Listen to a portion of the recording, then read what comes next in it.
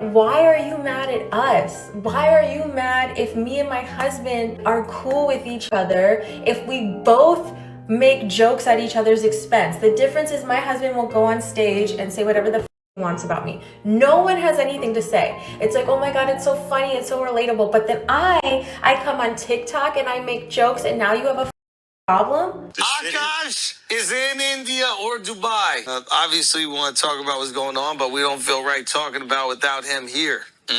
So once he's back, we're going to have that conversation. I'm sure that will be spirited. Here's the thing. There ain't no PR firm you can hire. Akaash, Schultz is a smart dude. Schultz will figure it out. This video is for commentary and entertainment purposes only. It's based on publicly available clips and comedians' opinions. I do not support harassment, hate, or attacking anyone mentioned in this story. I don't claim to know the full truth about Akaash Singh or Jasleen Singh's relationship, and nothing discussed here should be taken as a factual allegation about their private lives. This is simply a breakdown of how the comedy world is reacting, why they're reacting this way, and what it says about the scene. The ongoing wave of commentary surrounding Akaash Singh and his wife Jasleen has turned into one of the internet's most unexpected comedy community firestorms. What started as a handful of viral podcast clips quickly evolved into what fans are calling the Akaash Humiliation ritual, a phase where the internet picks apart every moment, every joke, and every expression involving the couple. And because Akaash is a stand-up comedian who built his brand through honesty and on-mic vulnerability, the comedy world hasn't hesitated to react. Some roasting, some defending, some analyzing, and some turning it into music. Again, before diving deeper, everything here is about comedians reacting and giving their takes. This is not a judgment of the actual relationship, only how the public comedy sphere has interpreted it. Abba and Preach were among the first major commentary voices to address the situation in a serious way. Their tone wasn't gossipy, it was almost like a public intervention directed at the archetype of a guy who ignores red flags because he doesn't want to lose love or start over. They emphasized that when you make your relationship part of your public persona, people will inevitably examine it. Exhibit A, look at your dog. He's a dog, yo.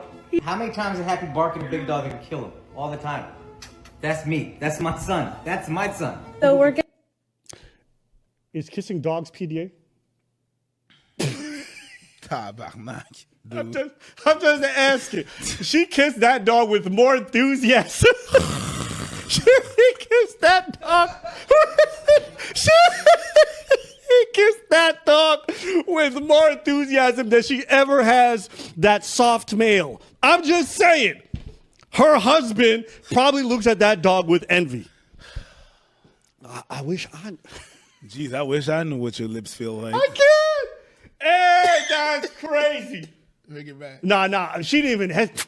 No, she grabbed. To them, the viral clips of Jasleen speaking bluntly about past partners and hypothetical scenarios weren't harmless podcast bits. They read it as emotional mismatch and possibly disrespect between a husband who consistently praises his wife and a wife whose comments online were fueling thousands of negative reactions. Their main message was essentially, don't build a public brand around self-respect if your private behavior contradicts it. Again, this is their interpretation, not fact. Comedian Godfrey approached the situation from a different angle, one rooted in old school comedy culture. To him, the issue wasn't moral outrage, but reputation. Do you know why I think I have like a good marriage? I think it's because my husband's never here. Okay, so I've been getting a lot of comments that I'm using my husband for clout, and yeah, that's exactly what it is.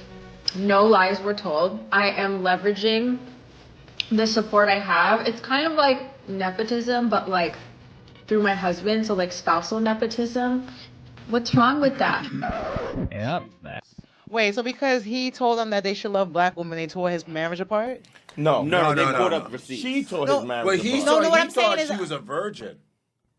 right. What I'm saying is that they went on that dive because he was pointing them out for their anti-black. Correct. Yeah. No bullshit too. That's what I'm saying. So He's pointing who up? He was pointing the fresh and fit dude. yeah. So because they were told not to verbally abuse black women, they went on into this dive. Correct. Instead of saying, you know what, you right. Correct. It's now we're gonna dig up some shit on your wife, like anything to not take accountability on how you verbally abuse black women on a daily. Right. And my thing is, what I don't like is motherfucker black man was dragging the fuck out of Aisha Curry. Where the fuck was this shit at? Aisha Curry ain't never said no shit like this. No. Because black women are always getting dragged. Stephen Curry, though. And it was no shit like that. But she couldn't because he's at a level. No, she couldn't because she's black.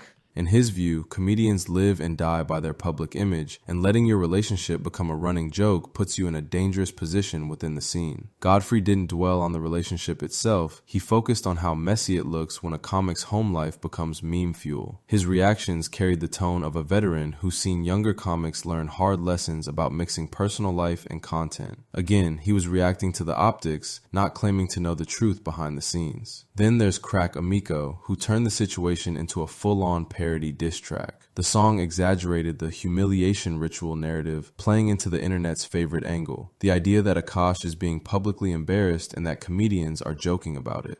She only love you for your name. Guess it must be all the bundles of cash to make her sing. You're a king, you just need a real queen for the throne. Independent brown baller and your money is your own. But Crack Amico also clarified that it was meant as tough love, more roast than attack. In comedy culture, roasting someone can be a form of affection, a way of saying, bro, we're clowning you, but we still stand with you. Many fans actually treated the track like the comedic soundtrack to the drama. Once again, this reflects how comedians react, not a factual statement about the marriage. On the Schaub show, Schaub reacted with a mix of sympathy and awareness. Schaub himself has been the target of intense online scrutiny, so his perspective leaned more toward empathy. He acknowledged that the clips look bad out of context, but expressed support for Akaash himself. By the way, like anything to do with Schultz now, the show, it's all about Akaash. Akaash's wife, yeah, everything, dude. It's even insane. Even the Dana White clips.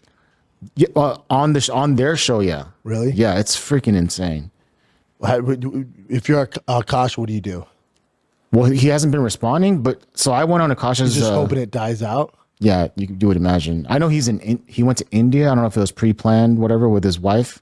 So maybe just take a break from social media. But I think that was pre-planned before all this. Yeah, they did mention something, but then even that, like, it was just when you go to Akaash's Instagram, oh, dude, nonstop, dude. It's just I wonder what you do. What do you do?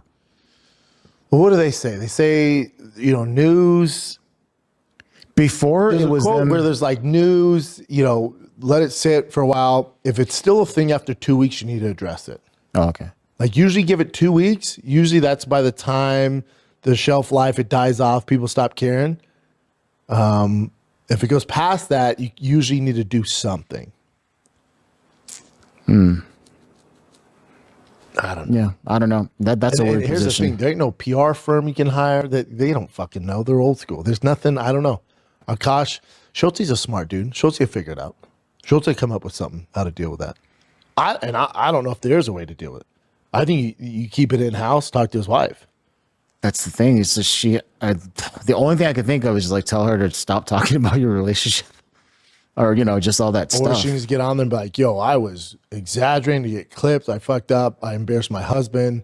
This is not what my intentions. It's something I don't know. I don't know what the fuck you do.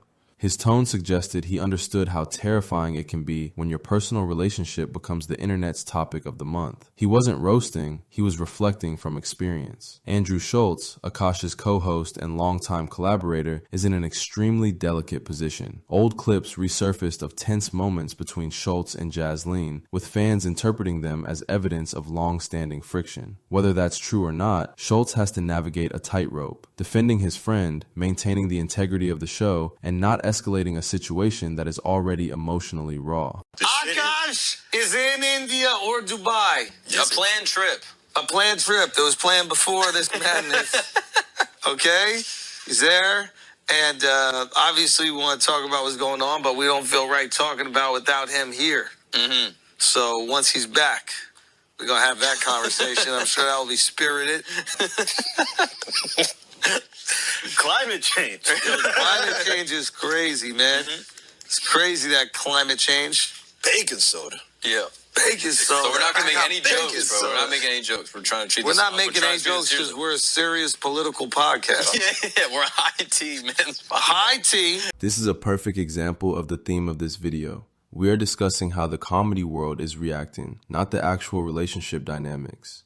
Outside the main comedians, platforms like Reddit's Flagrant 2 community, TikTok mashups, and commentary channels have amplified the drama into a full cultural moment. Clip compilations, red flag analysis videos, and memes portraying Akaash as down bad went viral. You got a whole husband husband of your own. She's definitely comparing. He's not that guy, the guy she's describing, the guy she truly wants. This is a might as well, I need to get out the game before the game eats me live. She don't like that man. That's why she has no issue getting out here and talking about how another woman's man, oh, his face card, his body. She's like salivating at the mouth, thinking about another man and knowing that it's being filmed. You know other people are gonna see this. You are going on an entire humiliation ritual of your husband. This is something you do to an enemy. You embarrass the fuck out of an enemy. You don't do this to somebody that you love, that you care about. And this is why I was getting on Aisha. Some South Asian communities online added an extra layer of commentary, analyzing the situation through cultural expectations around marriage, family, and social perception.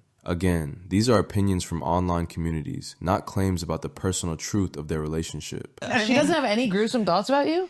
No. Oh, she does not love you, sir. That's really all my gruesome thoughts are about. This situation exploded because it sits at the intersection of a comedian who uses his personal life in his material, an audience that feels emotionally invested in podcast personalities, viral clips that thrive without context, a comedy world that uses every public moment as content. Akaash and Jasleen didn't do anything unprecedented. Plenty of comics involve their partners in content. What's new is how fast the internet mobilizes to interpret, analyze, joke about, or attack anything that even resembles relationship tension. The comedians reacting aren't all saying the same thing. Some treat it as a roast, some treat it like a cautionary tale, others treat it with empathy, but none of them actually know the full truth, and neither do we. To reiterate, this video is for commentary and entertainment purposes only. These are comedians' reactions, comedians' opinions, and public interpretations based on clips. Nothing here should be taken as harassment, hate, or a factual claim about Akaash or Jasleen's marriage. This is simply a cultural breakdown of how the comedy world is reacting, why they're reacting this way, and what it reveals about modern comedy, parasocial fandom, and online attention.